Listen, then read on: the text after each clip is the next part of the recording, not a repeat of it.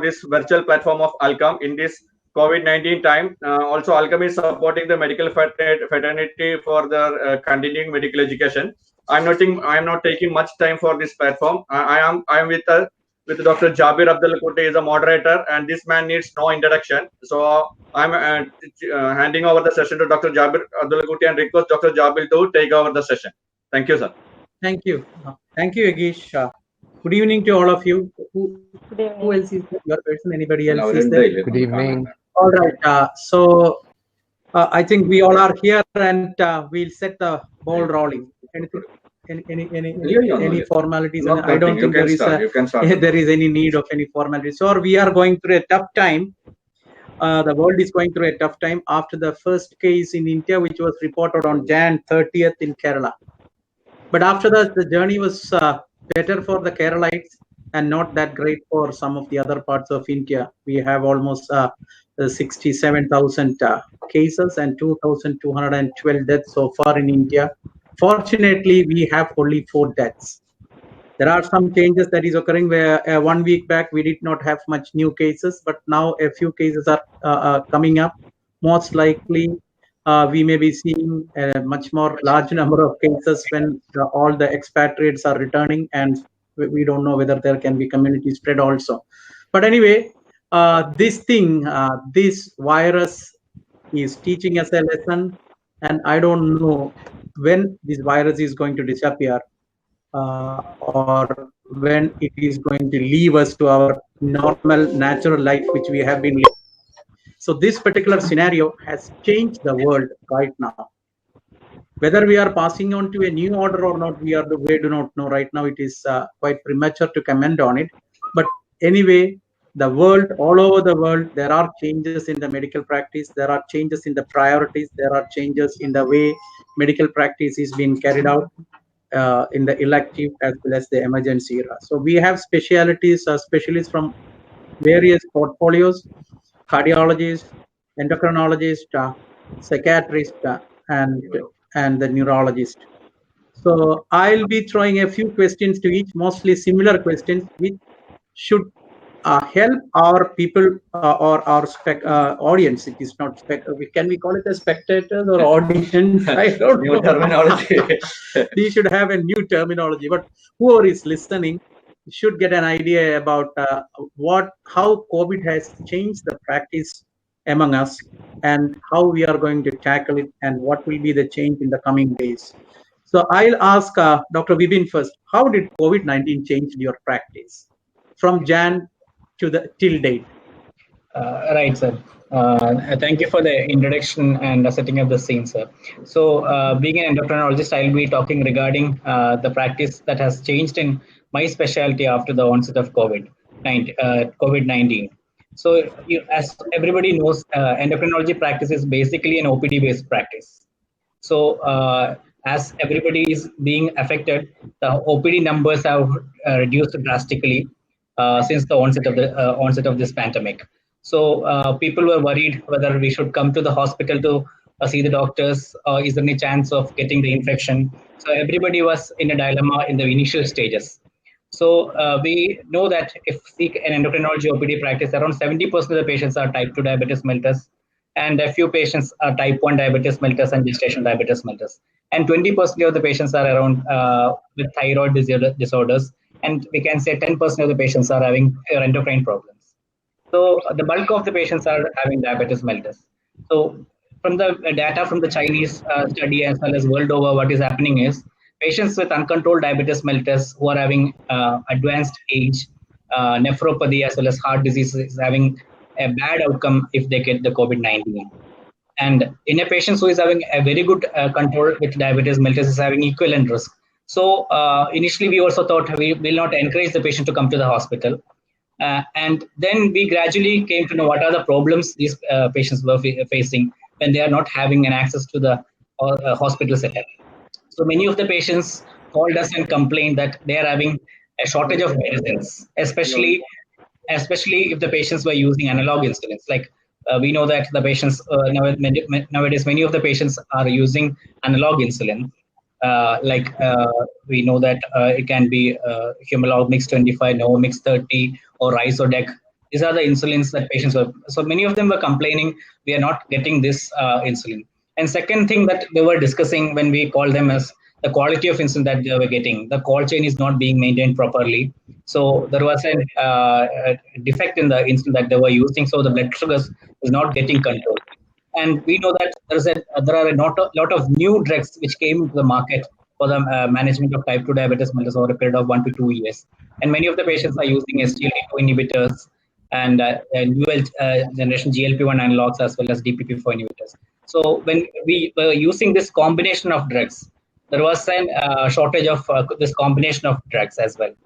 So this was the complaints for the diabetic patients, and they were also having the difficulty in monitoring the blood sugars because the lancets as well as the strips were not available, and they were not able to monitor the HbA1c, creatinine, etc. And many of them had a concern: once we get a hypoglycemia, what should we do? So many of them were purposefully reducing the doses of insulin, so the glycemic control was getting worsened. And add to this one, and type 1 diabetes mellitus, we got some of the patients called that they were using less insulin, so that they were developing some ketone bodies in their body. But none of them developed severe diabetic ketoacidosis. And the other problem patients were facing with adrenal insufficiency was they were not getting that hydrocortisone tablets. It's a life-saving tablet, we know that. So these are the issues that patients were raising. Especially the gestation diabetes mellitus patients also, they were not able to adjust the doses. So these were the feedback from the patients when we contacted them, or they were trying to contact us. So we were in a dilemma what to do at that point of time. So we were trying to sort it out, sir. So I'm just going through the problems and what are the measures that we took to address these issues, sir. Luckily, you are in a specialty where it is possible, because many of the patients can be managed right anytime, especially those patients who are under your regular follow-up. So, right. What difference it made was you discouraged the OPD visits. Right, sir. But OPD could be discouraged in an endocrinology setup because most of the things can be handled over telephone or through a telemedicine setup. Only thing is, once an emergency comes. So sir. did your patients really came down? The number of patients? Are patients afraid of coming to the hospital? Right, sir. Because actually, if we see over a period of 3 months in the post-COVID, we can say that OPD numbers have decreased to 50 to 60%. It was almost 80% reduced. Then gradually it came up a little bit. We can say that if we see the total number of percentage of OPD, it's almost 40% of what that we used to see previously. So, yes, please go ahead. Sir. Then actually, we got some time to work out because the numbers are really came down. Then we increased the contact persons like through the coordinators. So patients were discussing the cases through the phones. So there was limitations. One patients were calling, other patient was waiting like that, and they were not satisfied with that. Then we started the WhatsApp messages. Like patients used to send their blood glucose reports as well as the monitoring chart through the WhatsApp, and our diabetic educators, along with our help, used to replay that back. And that was also not completely satisfying patients because many of them wanted a drug to be changed or at least to see our faces and discuss their issues. So then we thought we should also start a telemedicine consultation. So the issues we faced when we were planning to have a telemedicine consultation was many of the medical companies were offering a third-party platform. We can use this one for your patient consultation. So the question was, what about the patient data? Is it safe to share the data? And the second thing is how we can incorporate or how the patient can get a prescription through that app when we use that. And third thing is how this can be incorporated into the hospital records. So, and the fourth question was how the payment can be made because for the consultation. So to sort out all these things, actually, we started our own hospital telemedicine system in which patient can search their doctor. They can enter their details as well as their ID number so that we can, prior to their timing, we can see their details. And they have to pay through the online system so that then they are entitled to have a video consult. So once they get that, do the payment, then they can have that video consultation with us. Then it is just like we are opening the hospital information system through our computer and seeing all the patient details. Patient is telling what are their new complaints, what are the reports they are having, and we are typing this into that new system. So that patient will get a PDF of the prescription with its underlying signature. So they can use this one for the medical, for buying the medicines. So this system is going on for the past 1.5 months, and many patients are means giving a positive feedback, and they still they again wanted to continue this system even after the COVID-19. Sir. So this is are you going to the hospital nowadays? Yes, sir. Then how do you manage? How do you manage the timing? Because you are going to the hospital, you are seeing the patients there. You may be having some IPs. In between, you have to manage this telemedicine also, because there also you have to give a specific time like the OPD timing so that the patients can log in and you can manage the patients. How do you manage these timings then? Now because I'm available in hospital from almost 9 to 4:30. So my telemedicine consultation time is between 3 to 4, sir. I'll see 5 to 6 patients through the telemedicine, whichever is on an emergency basis or who is having a priority basis. If the patient is here, they can come to the hospital now also. So it's a good thing to hear that patients are satisfied with the telemedicine method of consultation. So this is endocrinology, and basically a large number of them are OPD basis management, and people can be easily managed through telemedicine. Right. But that may not be the case in many of the emergencies. I'll move on to the people who are managing the emergencies. I'll ask Jimmy. Jimmy, how did COVID influence your practice? What was the impact of COVID in your practice, especially you are dealing with emergencies, angioplasties, arrhythmias, and all the life-threatening diseases? So, what if you look back into the last 4 months? What was the impact of the COVID on the patients, the care, and other things? Jimmy, we can't hear. You have to unmute. Unmute. Jimmy, unmute and talk.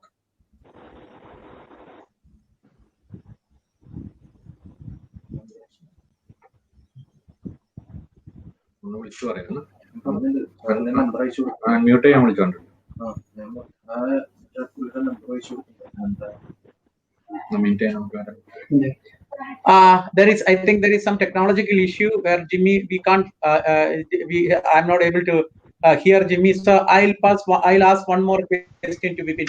Vipin, how did you manage diabetic emergencies in the COVID period? Or right now we are in the COVID period. Every other patient should be considered as a COVID suspect. Right, sir. So if you're talking about the patients in the community, or they are in the hospital? No, in the community who needs an emergency diabetic, for example, a patient develops a ketosis, or a patient develops a diabetes-related complication. Right, so this is common with type 1 diabetes mellitus. So we are having a pool of young patients who are having type 1 diabetes mellitus, children with type 1 diabetes mellitus. So when this scenario happened during their last telemedicine consultation or a telephonic consultation, the main thing they have to follow is the sick day rules, because they have been taught the sick day rules from day one itself. When they diagnose type 1 diabetes mellitus, the sick day rules means actually whenever they are feeling increased tiredness, they should check their blood sugar. If it is above 300, definitely they have to take extra shot of insulin and monitor the blood sugar more frequently in that day. They should drink more water, so that actually a minimal or mild to moderate diabetic ketoacidosis can be prevented becoming severe. So many of the patients were using this short-acting insulin to overcome this fluctuations in blood sugar, and they were maintaining that proper hydration, and they were used to have a ketone body checking strips with them. And we have told them if their ketone bodies are mild or moderate, they can be managed well in home. If it is coming as high, or the patient is developing dehydration or any altered sensorium, they have to go to the hospital immediately. So many of the patients who are having type 1 diabetes mellitus with increased blood sugars are managed like this. And at any point of the time, they can contact our diabetic educator as well. And the emergency department is already alerted regarding this one. Any patient who is coming with type 1 diabetes mellitus, please see for the diabetic ketoacidosis and do the needful for them. All other patients with type 2 diabetes mellitus generally don't develop such complications if they are taking their medication regularly, sir. And I'll ask a question. You are dealing with strokes. So was there any restriction in the admission of strokes, and what were the COVID-related special precautions you are taking when you are managing an acute stroke? Dr. Matthew, can you hear? Thank you, Dr. Yes, I can hear you. Ah. Yeah, we were restricted in two ways. One is, of course, the fact that when you talk about the OPD, our experience was very similar to what Dr. Vipin had just mentioned. The numbers had fallen, but what really happened was when it was slowly opened up, genuine emergencies were the ones who really came to because of the restriction in terms of access, in terms of the transportation, and all the other precautions that we needed to take. You would still have an occasional odd patient who would come for a backache in the middle of all this. And then we had to actually almost tell them, why is it that you have come here? Because you are exposing yourself to danger and you are exposing a lot of other people to danger also. But the numbers did certainly fall. And there was a time when we initially started, when there was a very strict lockdown, where we worked in rotation in the hospital. In terms of, there were 4 of us in our own department. We used to work in rotation, 2 of us at a time. That was a very good idea for 10 days at a stretch. The idea was basically that since the numbers were much, much smaller, only 2 people were needed to manage the whole thing. On the other hand, we were not exposing ourselves to a risk. All of us have families at home, and they are the ones who are most exposed to the risk because of the exposure we have. So that seemed to be a very, very sensible and good way of doing it. Patients used to come only by appointment, and we would prevent. And of course, there would be screening done by the hospital itself, which would make a big difference. Entries into the hospital were restricted to only one particular door, exit or entry, as a result of which anybody who came in, including the doctors and the staff, were screened for any particular fever, so that they would be asked not to come in, or at least they would be checked for whatever needed to be done. So the numbers came down. Only the more genuine patients who needed an immediate consultation did come. Because ours is a more chronic specialty, most of the patients are either headaches or they are long-term epileptics who are fairly well controlled. Most of the things could be done literally over a telephone call, which was exactly what used to happen even before. If for some reason some patient could not keep an appointment, they would usually call up and ask whether the drugs could be continued or whatever else. The same thing that happened when there was a sudden problem associated with a drug that they were already taking, for example, an anti-epileptic drug, or they had a new problem for which they were taking another drug, and the question of whether the 2 drugs would be compatible with each other or certain precautions would be made. These were all even otherwise done over the telephone even before the COVID, but it became much more obvious during the COVID phase. So this was as far as the hospital practice was concerned.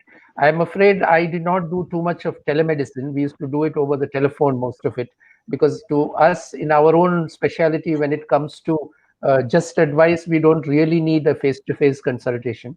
Anybody who needs more serious care than that or investigations than that would either come directly or would take the trouble of finding out whether he or she needs to come to meet us.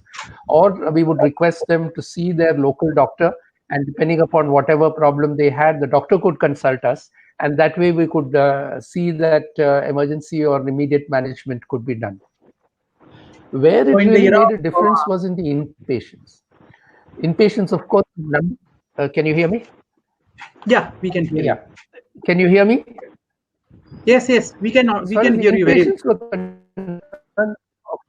Of course, the emergencies were always there. But then, because ours is a tertiary or quaternary level hospital, many of the previous patients whom we had used to come from other districts.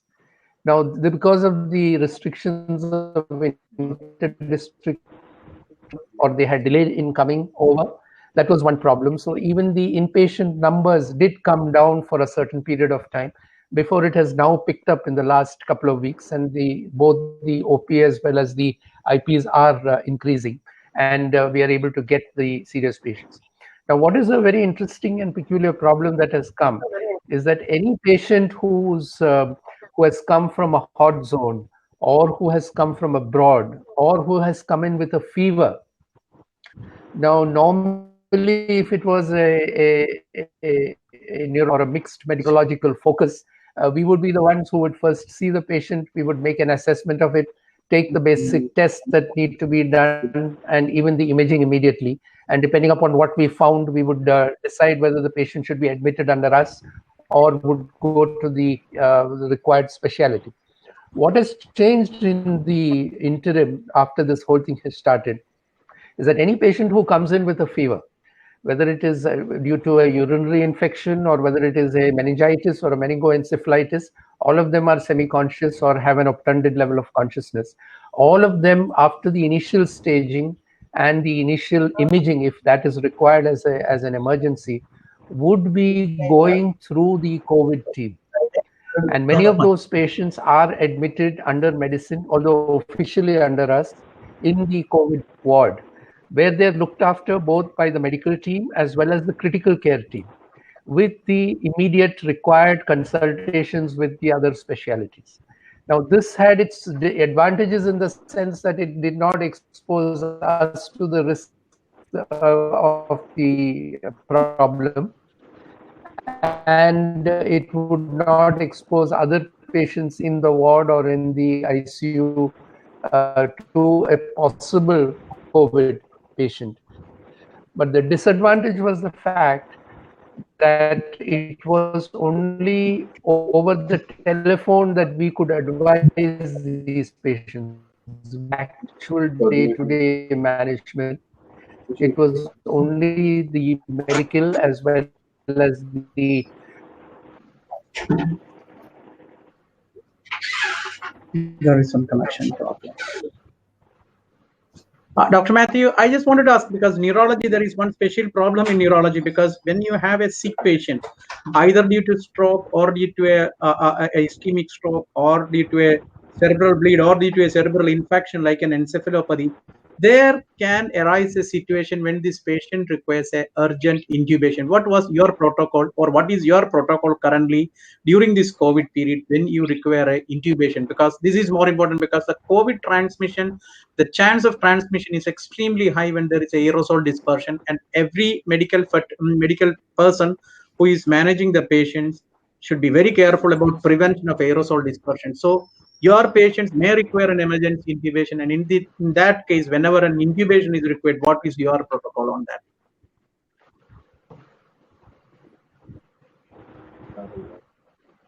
Dr. Matthew, can you hear?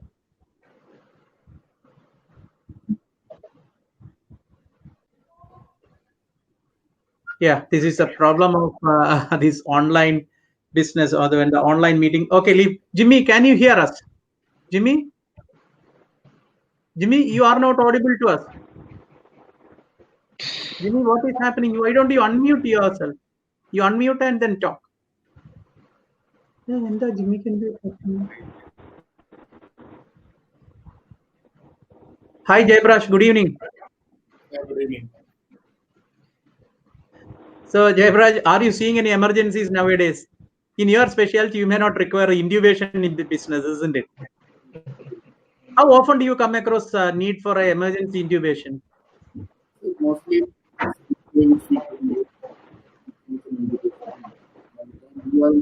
because telling endocrinology practice is a large majority is OPD based practice, or at least can be managed in the OPD without admission and without emergencies. So your emergencies will be managed by us. Because mostly the diabetic patients will have a cardiovascular emergency or other metabolic. Here it is. Now Dr. Matthew Sorry, is audible. Yeah, I'm sorry. There was the network just went right. off. And now it's on. Can you hear me now? Can you hear me now? You are audible. Did you hear the question? Yeah. No, tell me again, please. The question. I was half with... the neurology in the neurological practice, especially or a tertiary care center, there are times when a neurological patient with either with a stroke, a cerebrovascular accident, or a cerebrovascular infection may require an emergency intubation. In that case, where there is a high risk of transmission of the aerosol, transmission to the virus through aerosol dispersion, have you adopted a particular protocol regarding emergency intubation?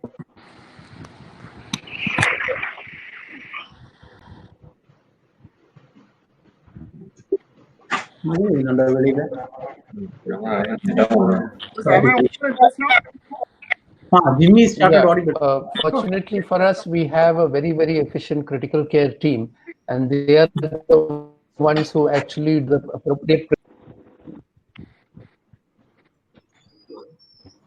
Can you hear me?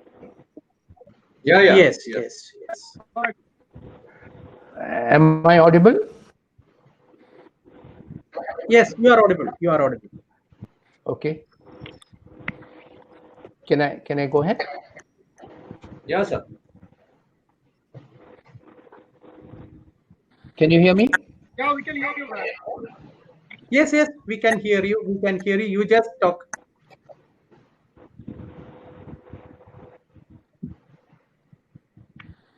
Yeah. Jimmy, here's your problem over. Can I go ahead, Jimmy? Yes, Yeah. please go ahead. Go ahead, please.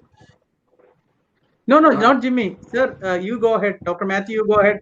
We'll ask the question to Jimmy afterwards. Oh, okay. Yeah. So I'm sorry I got disconnected at that time. What I was stuck. Let me just finish. So one of the problems that we've had is this business of a patient who may have them, but has to be screened through the COVID screen because of the fact that they needed to be weeded out before we take over.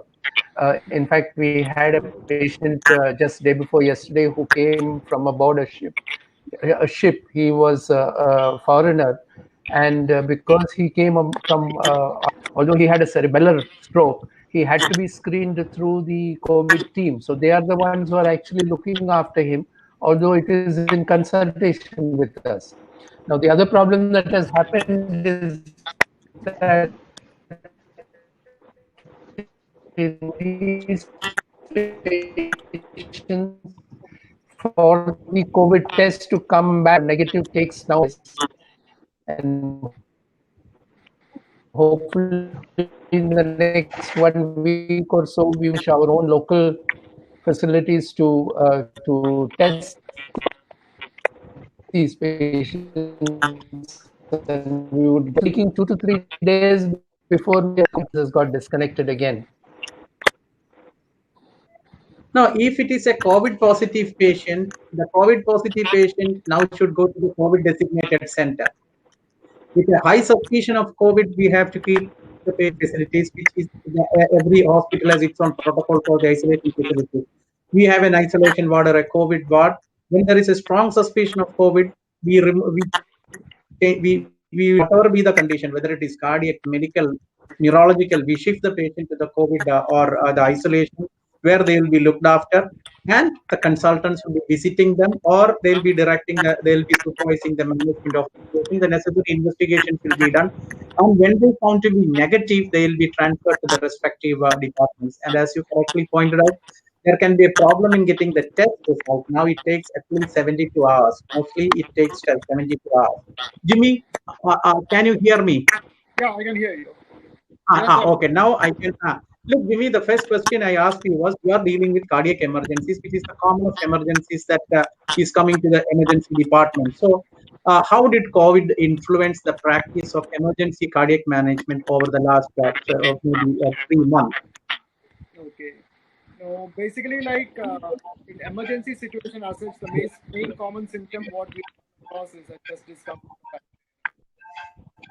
So in majority of an emergency department in our hospital, what is being done is there is a specific triage over which people are with PP over there, which should be triaged, who are suspected of angina, to another setup where the cardiology team in casualty or emergency sees this patient and rules out whether it's a myocardial infarction or something like an angina, which needs with an elevated enzyme like a non-ST elevation MI. So these are the patients which needs an emergency admission, and as soon as possible, maybe an intervention in the form of a primary angioplasty, or maybe an angiogram followed by other treatment accordingly.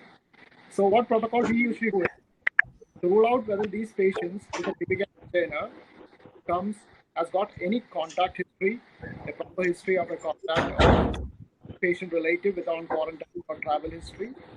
Along with that, any fever history or suspected cough or breathlessness. But sometimes in an acute MI situation, it's always difficult to get a proper history.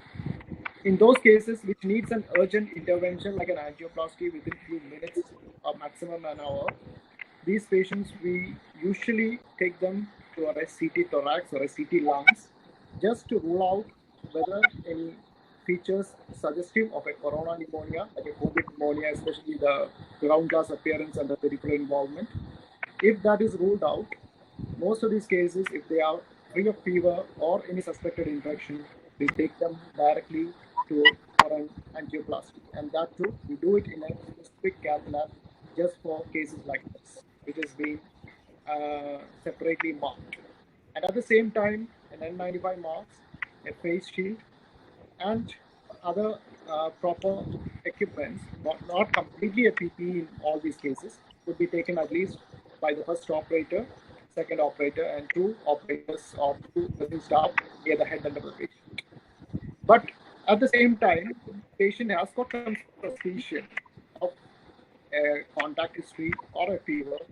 Most of these patients would be shifted to an isolation ICU, where if it's myocardial infection, they will be given a choice of a thrombolysis, because we need to get the swab or test reports, which earlier used to be only in government setup and used to take at least 72 hours. But now even private setups also have started. So maybe if we are lucky, we can get it from 2 hours. So most probably these cases will go as a rescue angioplasty only, that after thrombolysis or after heparin infusion or heparin medications. And if the COVID is negative for the time being, and patient doesn't have any progressive symptoms or symptoms suggestive of a COVID, most of these patients are taken for a rescue procedure. I think rest of patients can be managed medically. That would be a better one. The same scenario. Jimmy, is there an effort from your side to reduce the number of procedures and to treat the patient less invasively, or you are just going as per the standard protocols or guidelines? Thing is like there is no much protection from our side, because most of the cases are emergency cases or cases needs attention out there. Only thing is we take precautions. That's the main thing what we do. You are going. Thing is like, the management protocol is almost same as that before. That is as per the guidelines, but you are taking additional precautions to protect the patient as well as protecting the healthcare personnel, isn't it? Exactly. And okay, Dr. LC, is there a fear psychosis that is waving across Kerala? I cannot say it is fear psychosis, but definitely anxiety rate is very high. And during the lockdown, as we all know, there was a stoppage of alcohol, provision of alcohol, which resulted in delirium, alcohol delirium and withdrawal seizures, which the number we could see was very high. Then the population, the relatives and parents of NRIs, expatriates, they also reported with anxiety and depressive features. But psychosis, I saw only 1 or 2 cases. Otherwise, majority of these cases, what I saw was anxiety, then fear of having illness that is there, but I cannot call it a psychosis. But when we look into the literature... Look, I'm not using that psychosis, the word of the psychiatric definition of psychosis. Is it creating a fear, a fear mentality among people as well as the healthcare personnel across the state? Yeah, definitely. Definitely, the fear rate is with the healthcare professionals, media people, then even cleaners. And along with that, to be honest, only psychiatric patients are more stable because they are already on medication. Otherwise, general population, when we compare, the fear rate is very high. Getting an illness or whether their relatives will get affected, all these things, and about future also. Because like yesterday, like I said, many people already lost their jobs. So, and financial constraints also is a very valid point we have to ponder about it. So these factors are causing anxiety in I can say somewhere around 70 to 80% of the population. Even doctors also, because private practitioners, I know personally who didn't get any salary for the last month, or some got only half a payment. So these things are there across the level of the population, not only middle class or upper class, even all the classes, they are having these kind of anxieties and fears. Yeah, I fully agree with it, because the problem is the things are not settled now, and what we are going to face in the coming months may be totally different. It's basically it could be the impact of the economic issues. We have lost the economic stability, and the financial difficulties are going to create much problems in the state in the coming months, and so the things are going to come out. We are going to face the music only. We have not yet faced the full music, isn't it? Exactly, because COVID will come and within few months it will disappear. But the impact it's going to create in our community is huge.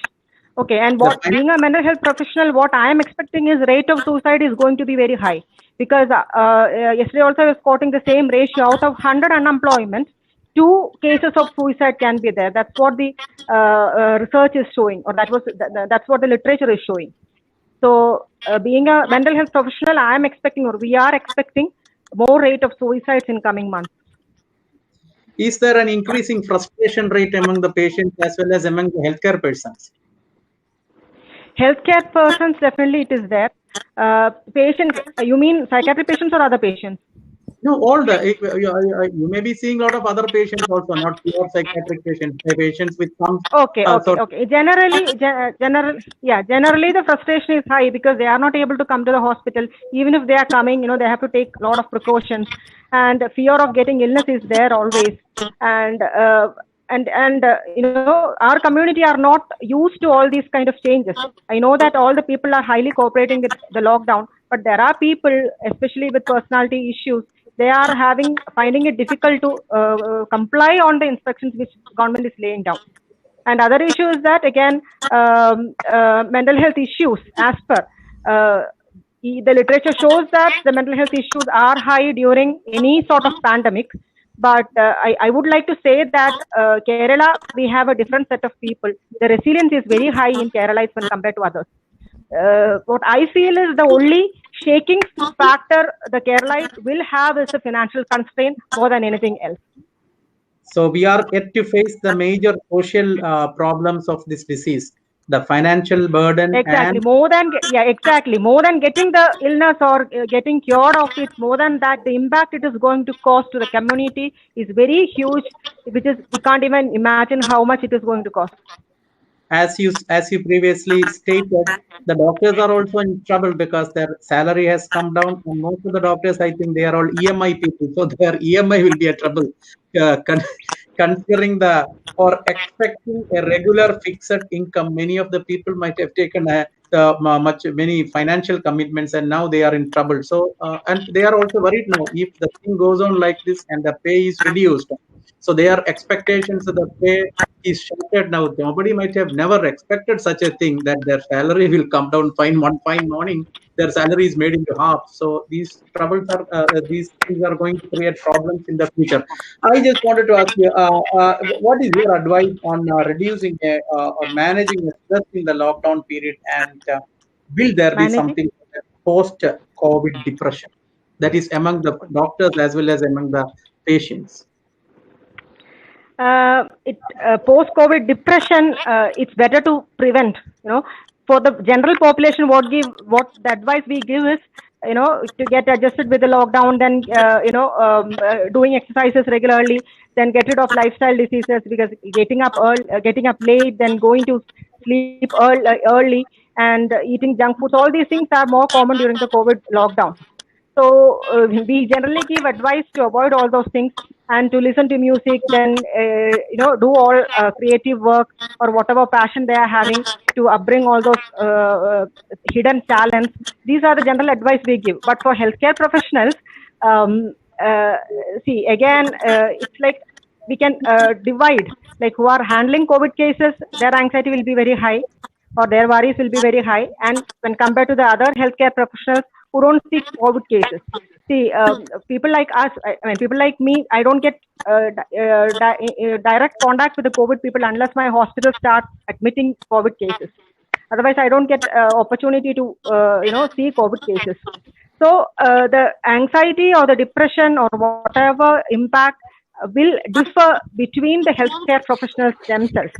But other important factor I would like to highlight is how are we going to continue our practice? Because the other day also we were talking about telepsychiatry or telemedicine. And I think Dr. Matthew was saying for psychiatrists it's easy. But I would like to highlight that it is difficult for a psychiatrist because we don't have any investigation backup unless it is an organic psychiatry with a brain tumor. Otherwise, we don't have much of an investigation backup. We generally watch on the human behavior and the interaction, which is very difficult to find out or make out with telepsychiatry. And establishing rapport is another different thing. Without rapport, a psychiatric diagnosis can't be made. Otherwise, it will be like ticking the checklist of ICD guidelines of depression. So that's not how we diagnose depression. We have to match what they say to the behavior they express. So all those things, what I feel is telepsychiatry or telemedicine is, I don't personally encourage. What I have been doing was initially when the strict lockdown was there, I was seeing cases. I was giving instructions through telephone, but I discouraged that. I'm encouraging them to come to the OPD and seeing me directly because I understood that it is affecting the psychiatric practice on the long run. And coming to the point, what you were saying, how to get rid of, or how to manage post-COVID depression. See, what we have to do is we have to build up the resilience. We have to understand that these things are temporary. We have to change the mindset. See, it's not an issue for one doctor. It is throughout for everyone. So it is, it is more or less uniform or homogeneous, whatever negative effects are there. So we have to change the mindset that it is a transient phenomena and we will have to fight it out. Otherwise, getting depressed or being hopeless is the thing which will not promote us to go further. It prevents us to put a step further. So being hopeful is the first thing what we have to do to get rid of depression. Dr. Jayaprakash, is Dr. Jayaprakash here? I'm not seeing him now. Jayaprakash, can you hear? Jayaprakash, did COVID change your practice?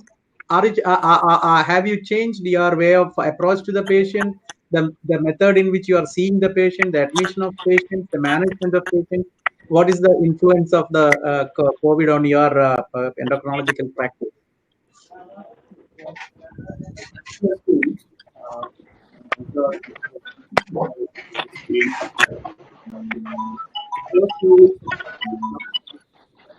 Jayaprakash, you are not audible well. Hello. The rest of the people can mute. Rest of all except Jayaprakash can mute, and if they want to talk, they can raise their hand, and then we can unmute them. We won't unmute or mute. We won't. Hello. Hello. Yes, Jayaprakash, you are audible.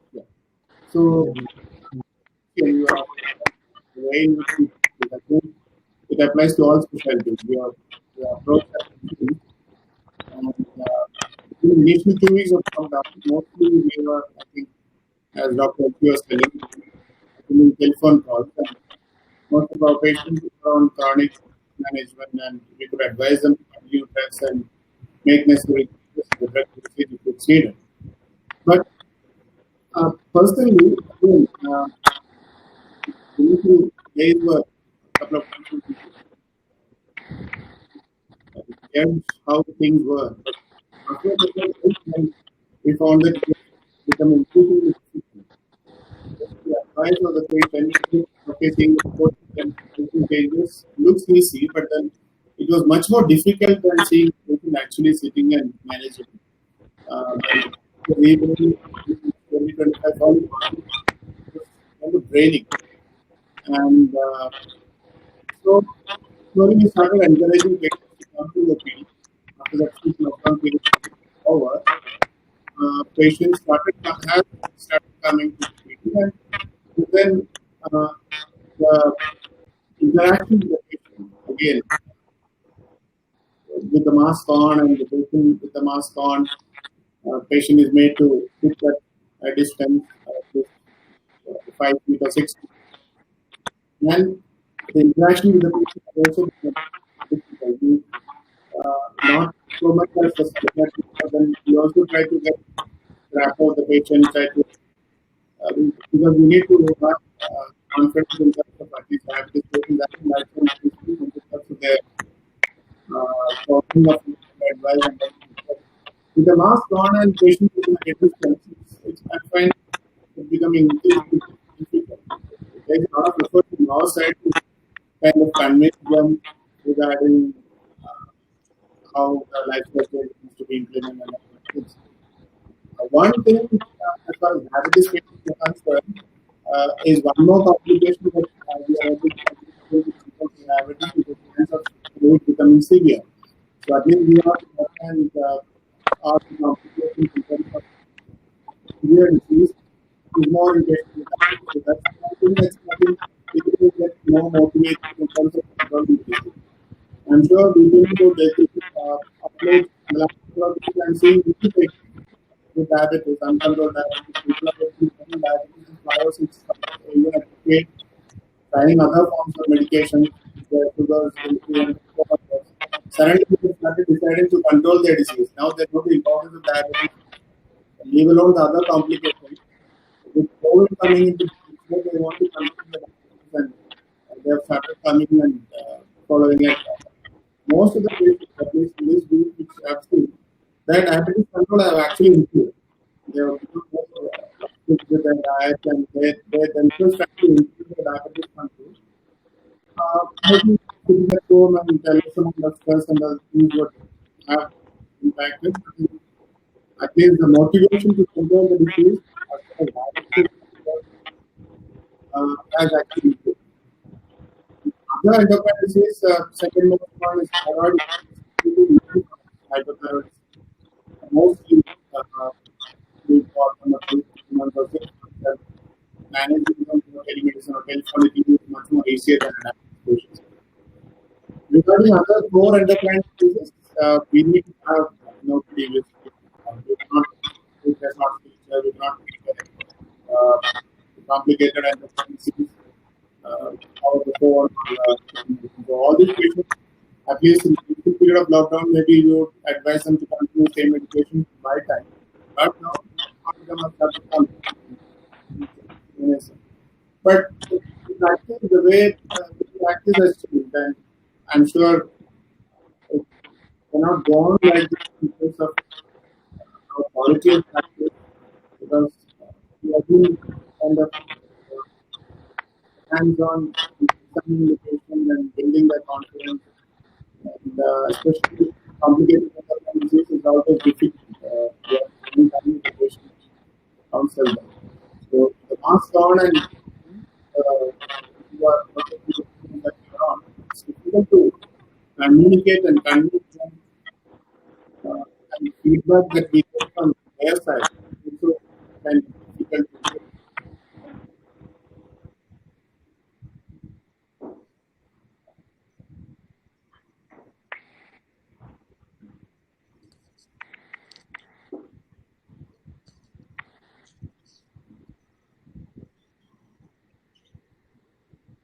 And afterward, whether we'll come back to the previous style of practice is a separate question and a separate issue.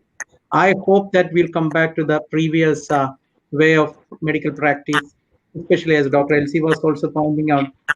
Telemedicine, of course, is helpful. It is helpful in many methods, especially for follow-up patients, to ensure the drug supply, to make sure that the patient is regularly taking medications in the proper dosage, management of the diabetes, monitoring of diabetes, and symptom status, and to know whether there is a real medical emergency. It's the real indication for a hospital visit to see a doctor.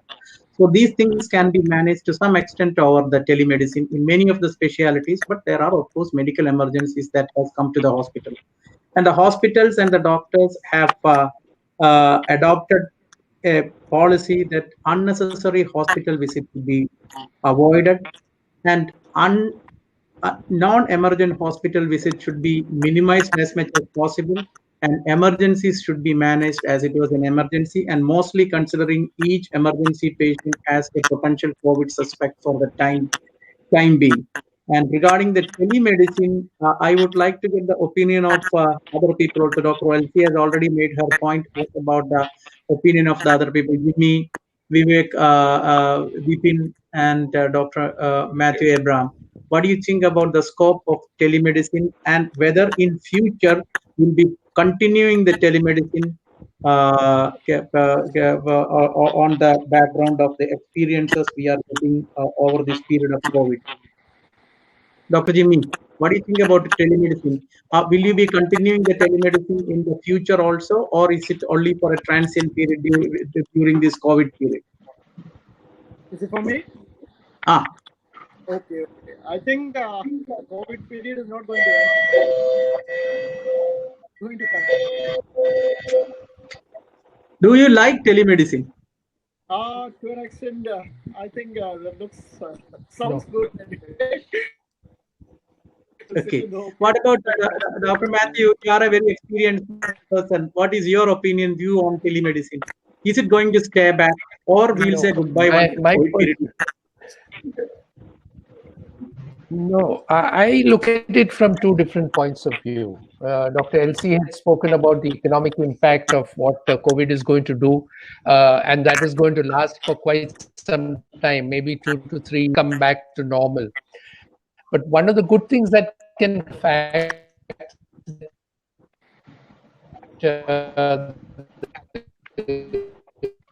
only 1.5% of our GDP to healthcare, I'm sure that the emphasis towards healthcare and education would be much more as a result of the lessons that we have learned from this particular problem.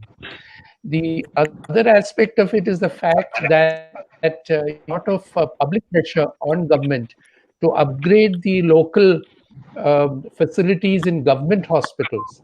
Because, say, for example, Kerala is the best example that we have laid out to the rest of the country. I'm sure that with the media coming in and with intellectuals coming in, the world, yes, absolutely. No, but this is a workable, practical health system that we can do in a third world country like ours. And it can surely be replicated. This is the example. It is the template on which this can be done in other places. And I'm sure public pressure is going to make a difference in terms of upgrading those skills in those facilities, in smaller hospitals, in our own hospital, in the general hospital here. It is just one man and a team who has made such a huge difference in the quality of care that can be genuinely delivered. The third thing that I see that because there are going to be economic constraints for the people, they will start prioritizing about the way they are going to spend. One of the things that has happened, one of the cardiologists, a friend of mine, come down by 50% during this period. One of the probable reasons is the fact that people with a very mild chest pain do not rush to a hospital unless it is genuinely required. And so they would probably during a rush to a hospital. And given the way medicine is being practiced today and the pressure that there is with the medical legal issues, we would generally probably necessary. So we would also probably be more discretionary when we talk about medicine will have a role, but it will probably in places where follow-ups and things like that would be easier, so that you don't be useful in cases of emergencies where you can give advice as to whether they come into you or see the local doctor, and everything can be managed at that level before he comes to you. But when it comes to an individual new patient, as a face-to-face meeting makes a huge difference in rapport. That is its limitations. If you have more and more sophisticated platform contact to some extent, but nevertheless, I personally am not very happy with telemedicine because what he's telling a patient on a video screen and trying to come to actually in a new case. These, I think, would be what these are my take. This is my take on what telemedicine and the panel era would be. Jaiprakash, I'll tell you one more thing. We used to go for a lot many medical conferences, and now I think we are away from medical conference for the last 3 months. And we were discussing with our colleagues. We are all comfortable with this media, but there are a lot of hiccups in this media. We can experience even right now. Sometimes the sound will not come. Sometimes our slides will not work. Sometimes the visuals will not. You will not be seen. Your colleagues, the talk may not be heard, and you will not be able to interact properly with the audience. And without seeing the audience, your talk also, the charm of the talk will be taken away. Two, three good things. You don't have to travel. You can sit at your home comfortably and have a cup of coffee. You can have a cup of coffee. But the charm is meeting people and spending time together. That is the human factor of it, and that is lost. So we'll come back to the original state. But a lot of things we have changed. Many of the meetings can be changed to this platform because there is no need for traveling and no need for spending a huge amount of money. So we are learning a lot of lessons. But the only unfortunate thing is we are wearing a mask and seeing a patient. So we cannot see our expressions. We cannot smile to the patient. So the emotions are now expressed by modulating the voice rather than by the expressions on the face. That has become a problem. As Dr. Elsie mentioned, that gives the confidence, and the patient needs to see the face of the doctor. From the face they read what is their illness. Is it so grave? Is it simple? Is it a minor disease? So they read the face of the doctor as the doctor reads the face of the patient. So these things are for temporary. I think it may be a temporary suspension of these things, and this all will come back when we come back to the normalcy. JP, what is your take on this telemedicine? I think you may be doing a lot of telemedicine now. Endocrinologists may be doing the maximum telemedicine. I'm not a fan of that. The human is the one which I think makes the connection with the patient. It's only a temporary phase where we need to kind of engage the patient, maybe reading the prescription, and in case the patient is not able to use the patient, otherwise, we are waiting for this to get over so that we have the patient. I don't think any Vin, what do you think? What is your take on this telemedicine? Sir, as everybody was discussing, the normal practice will come into place even as we see at this COVID pandemic. But definitely, once people have experienced this telemedicine, what are the convenience aspect of telemedicine, there will be an increase in demand for telemedicine consultations in future, no doubt. Because if we see that aspect, the number of patients which can be seen through telemedicine versus when we sit in a clinic and see the patients, the time required to see that in a clinic is much less as compared to a telemedicine consultation. And if we see the income or the revenue which is generated through the clinic consultation, revenue generated through telemedicine consultations, much less for the telemedicine consultations. And there is a medico-legal aspect of the telemedicine aspect as well. Because once the pandemic is over, everybody will be scrutinizing our own prescription depending upon what we write in that telemedicine discussion or chat as well. So whether it can be taken with a into a medical legal aspect is also one aspect that we have to see after the pandemic. Nowadays, everybody will say telemedicine is allowed. It is the prescription, you can buy the medication, and all these things are in a positive aspect nowadays. But in future also, whether this same attitude will remain, we have to see that. So, in my opinion, the clinic-based practice will come into place definitely, and of course, then there will be an increasing demand for the telemedicine, at least for with a dedicated time for that. But we have to see the future with respect to the medical legal aspect as well as the time which we have to dedicate for this. There are certain pros for the telemedicine because most important thing is it is an effective filtering method. You can decide which patient should come to the hospital, which there is no need for coming to the hospital. For example, a patient from 300 kilometers away, so he may come here to travel these 300 kilometers, come to our OPD, stand in the queue, just to see that whether one trade name change that is similar to the old trade name drug. So these are for things for which patients sometimes travel 300, 400 kilometers. So these things can be effectively managed, and there are certain things that cannot be managed through telemedicine for which the patient has to come to us. And it's a pleasure to see the patient and talk with them and deal with them personally rather than through a media like the visual media. And we are nearing 6:30. We'll have the last take from Dr. LC. Will it be a new style of practice of medicine after the post-COVID, or will we come back to the original style? What I feel is we'll come back to the original state. I don't think Kerala will witness a huge change. We'll come back to our old, pattern of practice. That's what I'm hoping. Because human hand is still the most powerful tool of medicine. That's what I personally believe, for evaluation, for communication, as well as for reassurance. Absolutely, fully agree with you. And thank you so much on behalf. Thank you so much for all the panelists, Dr. LC, Dr. Jimmy, Dr. Jayaprakash, Dr. Bipin, and Dr. Matthew Abraham. It was a fantastic discussion.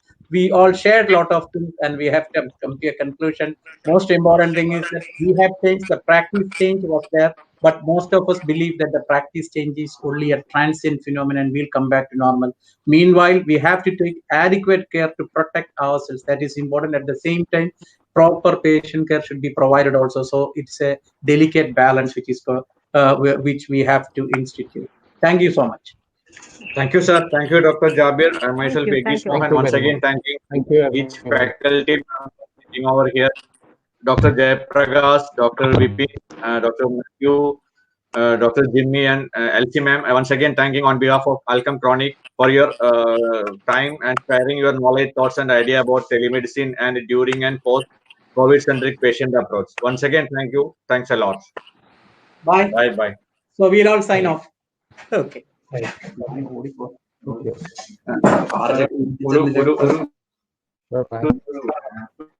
നമ്മളെല്ലാം McKinsey corporation ആണ്, നമ്മളാണ് facilitator Alkem. അപ്പോ അതില് വെച്ചാല് മറ്റേ മാതിരി app commission എടുക്കില്ല, patient പരിചയം പോലെ. അപ്പൊ ഒരു ട്രയൽ റണ്ണിന് കുറച്ച്